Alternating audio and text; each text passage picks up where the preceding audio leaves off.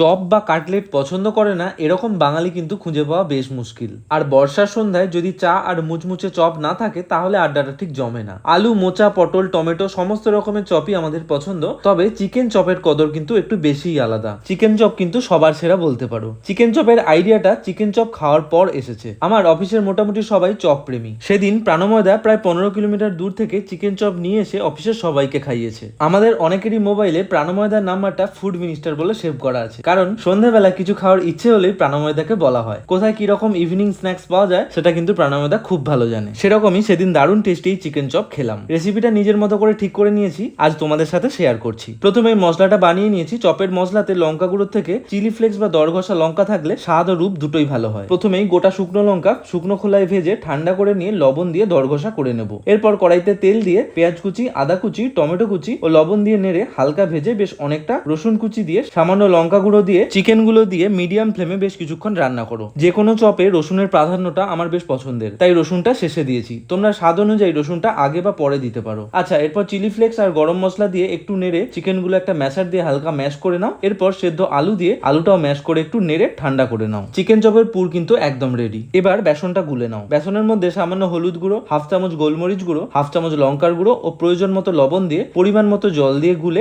ভালোভাবে ফেটিয়ে নাও, তাহলে চপটা মুচমুচে হবে। এরপর চপের পুরটা হাত দিয়ে লম্বা করে অনেকটা ভেজিটেবল চপের মতো শেপ করে নিয়ে বেসনের গোলায় ডুবিয়ে ডুবো তেলে বেশ লাল লাল করে ভেজে নিলেই রেডি চিকেন চপ। বর্ষামুখর সন্ধ্যায় মুচমুচে চিকেন চপ আর চা থাকলে সন্ধ্যার আমেজটা একটু আলাদাই কাটে, কারণ এর স্বাদ কিন্তু জাস্ট অসাধারণ।